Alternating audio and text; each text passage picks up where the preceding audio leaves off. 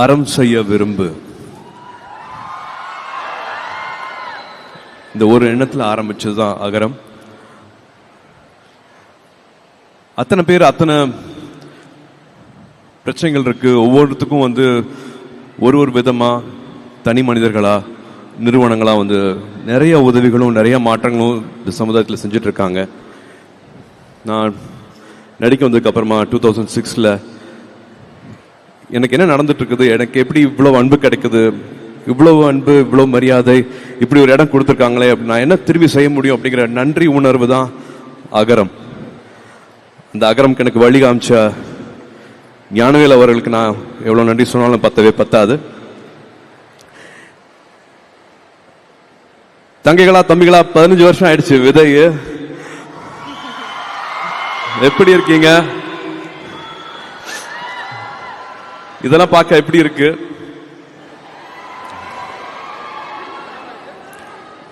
நிறைய கேள்விகள் கேட்டே இருந்தோம். அப்போ பேசிக்கா எல்லாருமே சொல்றது தானே, இருக்க இடம், உடுக்க உடை, உண்ண உணர்வு. அந்த உணவு, உடை, இடம் இதெல்லாமே அடிப்படை தேவைன்னா அதே மாதிரி அடிப்படை தேவை கல்வி அப்படிங்கறத நாங்க புரிஞ்சுக்கிட்டோம். அந்த கல்வியை கொடுத்துட்டா மற்றது எல்லாமே அவங்களே செஞ்சுப்பாங்க அப்படிங்கறத அப்பவே உணர்ந்தோம். எப்படி இதை செய்ய போறோம், எப்படி இதை சரியா செய்ய போறோம் அப்படின்னு தேடிட்டு இருக்கும் போது கிராஸ் ரூட் லெவல்ல போய் நம்ம அதை கத்துக்கலாம், உண்மை என்ன நிலவரம், என்ன நடந்துட்டு இருக்கு அப்படிங்கிற கத்துக்கலாம் அப்படிங்கறதுக்காக ஒரு பழங்குடி ஒரு பள்ளி, அரசு பள்ளிக்கு போய் நம்ம அதை தத்தெடுத்துட்டு உதவிகள் செஞ்சு என்னன்னு கத்துக்கலாம் அப்படின்னு போய் பார்த்தோம். அப்பதான் அங்க 6வது இருந்து 12வது படிக்கிற மாணவர்களோட குடும்ப சூழல், அவங்க வாழ்வாதார சூழல், அவங்க எந்த நிலைமையிலிருந்து படிக்க வராங்க, எதனால பாதியிலே படிப்பை விடுறாங்க, என்னென்ன பிரச்சனைகள் அங்கே நடக்குது அப்படிங்கறத நேரடியாக அங்கனால பார்க்க முடிஞ்சது. இது எல்லாத்தையும் எப்படி செய்யலாம், அந்த படிப்பை நம்பணுமே அப்படிங்கறதுக்காக ஹீரோவா ஜீரோவா அப்படின்னு ஒரு சின்ன ஒரு குறும்படம் எடுத்தோம். அதுல விஜய் அவர்கள் நடிச்சாரு, மாதவன் அவர்கள் நடிச்சாங்க, என்னோட ஜோ நடிச்சது, நாங்க 4 பேர் சேர்ந்து நடிச்சது. எல்லா கிராமத்துக்கும் எல்லா பள்ளிகளுக்கும் அரசு கொண்டு போய் அதை சேர்த்தாங்க. அப்பவும் அங்க தெரிஞ்சுக்கிட்ட விஷயம் படிக்கணும் அப்படிங்கிற ஆர்வம் இருந்தாலும் டீச்சர் இருக்க மாட்டாங்க, சில டைம் பஸ் இருக்காது, வெறும் காலேஜ் அப்ளிகேஷன் வாங்குறதுக்கு கூட காசு இருக்காது. ஆனா படிக்கணும் அப்படிங்கிற ஆசை இருக்கும். பணம் ஒரு பிரச்சனையா இருக்கவே கூடாது. பணம் பிரச்சனை இல்லாம இருந்துன்னா அவங்க படிச்சிருவாங்கல்ல. அந்த மாதிரியான மாணவர்களை மாணவிகளை நம்மளுக்கு அரசு பள்ளி ஆசிரியர்கள் கை காட்டுறாங்க, அவங்க சிபாரிசு பண்றாங்க, அவங்களை எப்படியா படிக்க வச்சிடணும் அப்படின்னு பேசிட்டு இருக்கும் போது எனக்கு இப்போ நல்லா ஞாபகம் இருக்கு. சிங்கம் படம் ஷூட்டிங் நடுவில் எல்லாத்துக்கும் ஃபோன் பண்ணேன். ஒற்றை சிந்தனை இருக்கிறவங்க எல்லாத்துக்கும், அதே மாதிரி சிந்தனை இருக்கிறவங்க எல்லாத்துக்கும் ஃபோன் பண்ணி உதவி செஞ்சீங்கன்னா இவங்க எல்லாம் படிப்பாங்க அப்படின்னு சொன்னதுல 1 கோடி ரூபாய் கிடைச்சது. ஆளுக்கு 10 லட்ச ரூபா 10 லட்ச ரூபா அப்படின்னு 1 கோடி ஒரு தொடக்கம் அப்படிங்கிற நிகழ்ச்சி பண்ணோம். விஜய் டிவி கூட என்னோட அண்ணன் சித்தப்பா கமல் சார் அவர்களும் அப்ப இருந்தே எங்களுக்கு துணையா இருக்கிறாரு. அந்த நிகழ்ச்சி பண்ணதுக்கு அப்புறமா நிறைய பேர் அன்பு கொடுத்தாங்க. நிறைய பேர் மாணவர்கள் அப்ளிகேஷன்ஸ் அனுப்பிச்சாங்க. ஏகப்பட்ட அப்ளிகேஷன்ஸ். நாங்க 100 பேரை படிக்க வைக்க போறோம் அப்படின்னு ப்ராமிஸ் பண்ணோம். பட் அதுல எப்படியாவது 160 பேரை படிக்க வச்சே ஆகணும் அப்படிங்கிற நிலைமை வந்துச்சு. 100 பேருக்கு தான் பட்ஜெட் இருந்தது, 60 பேருக்கு பட்ஜெட் அப்ப இல்ல. திரும்பி கால் பண்ணோம். அப்ப நல்லுள்ளங்கள் எல்லாருமே ஒன்று சேர்ந்தாங்க.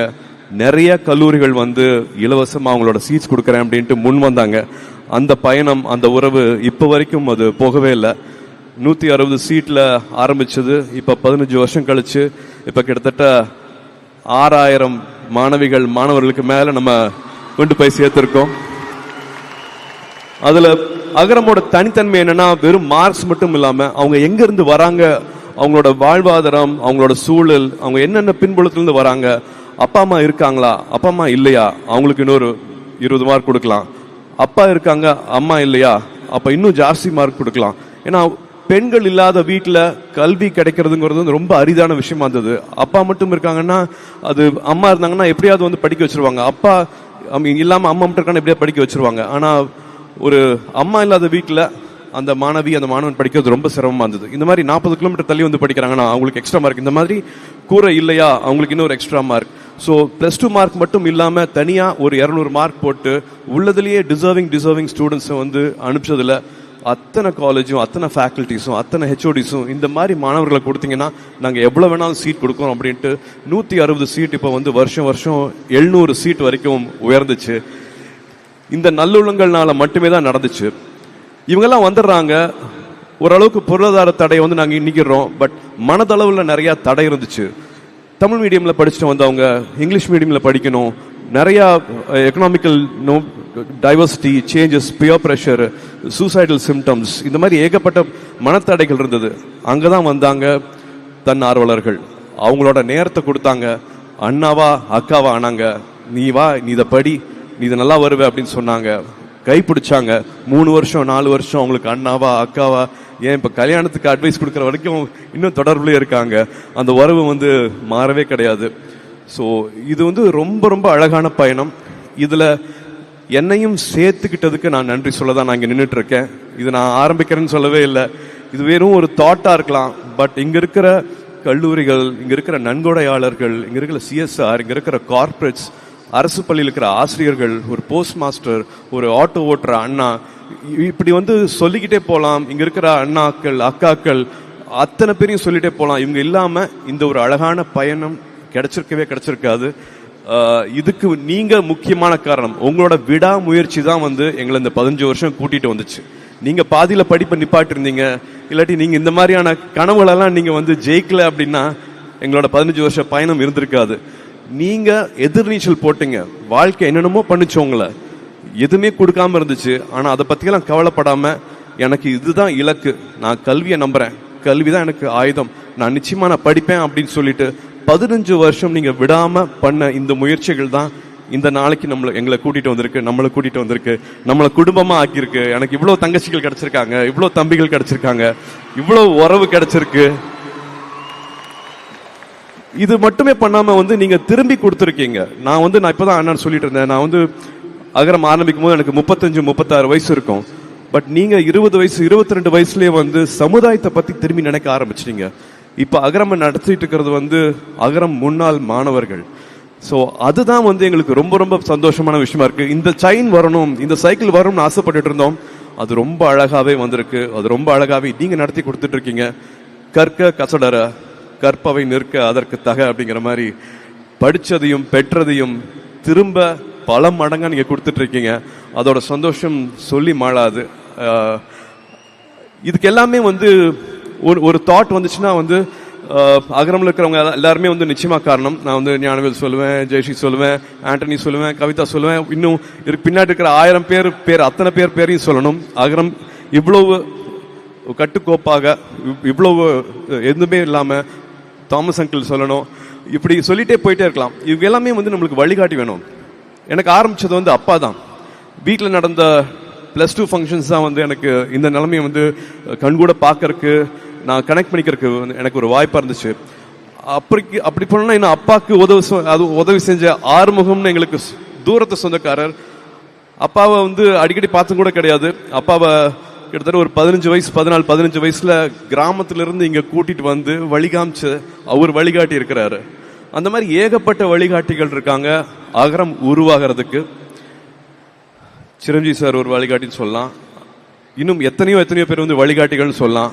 ஆனா எனக்கு பர்சனலா ஒரு முக்கியமான வழிகாட்டி இருக்கிறாரு. இந்த விரல் இருக்கு இல்லையா, இந்த விரலுக்கு வந்து நிறைய அர்த்தங்கள் சொல்லலாம். இது கேள்வி கேட்கிற விரல் சொல்லலாம், குறை சொல்ற விரல்னு சொல்லலாம், மிரட்டுற விரல்னு சொல்லலாம். ஆனா இதே விரலை நம்ம இப்படி கீழே காமிச்சோம்னா, நான் இருக்கேன், விரலை பிடிச்சிக்கோ, நீ வா அப்படின்னு கூட்டிட்டு போற விரல் இருக்கு இல்லையா, எனக்கு அந்த விரல்,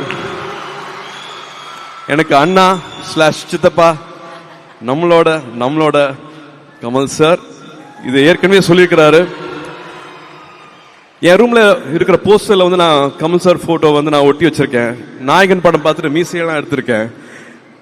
அந்த போஸ்டரை ஒட்டிட்டு எங்களுக்கு நடுவில் இப்படி ஒரு உறவு கிடைக்கும், இப்படி ஒரு பயணம் கிடைக்கும் அப்படின்னு நான் நினைச்சு பார்த்ததே கிடையாது. ரசிகர் மன்றங்களா இருந்ததை வந்து நற்பணி மன்றமா மாத்துறது வந்து அவர் தான். ஒரு கலையில வந்து சலங்கை ஒளி பண்ணிட்டு நாயகன் இவர் பண்றாரா, தேவரமன் இவர் தான் பண்றாரா, காசுக்காக பண்ணவே இல்லை. அந்த கலைக்காக வந்து தன்னைத்தானே எவ்வளவு உயர்த்திக்கலாம், மற்றபடி மற்றவங்களை எப்படி இன்ஸ்பயர் பண்ணலாம் அப்படிங்கிறது மட்டுமே வந்து நான் அவர் அப்படிதான் பார்த்தேன். நான் வேற தொழிலா இருந்தா கூட எனக்கு அவர் தான் எனக்கு இன்ஸ்பிரேஷன் இருப்பாரு. நான் உயர்றதுக்கு, நான் வளர்றதுக்கு, நான் ஒரு இலக்கை தொடுறதுக்கு என்னைக்குமே அவர் தான் இன்ஸ்பிரேஷன் இருப்பாரு. அவர் திரும்ப திரும்ப சொல்ற மாதிரி, படத்துலையும் சொன்ன மாதிரி, அடுத்த வினாடி ஒழித்து வைத்திருக்கும் ஆச்சரியங்கள் இந்த உலகத்துல ஏராளம். Miracles happen. நினைக்கிற கனவு நிச்சயமாக நிறைவேறும். அண்ணாவை அகரம் சார்பாக மேடைக்கு அழைத்து உங்களுக்கு ஆசீர்வாதம் சொல்லணும்னு ஆசைப்படுறேன்.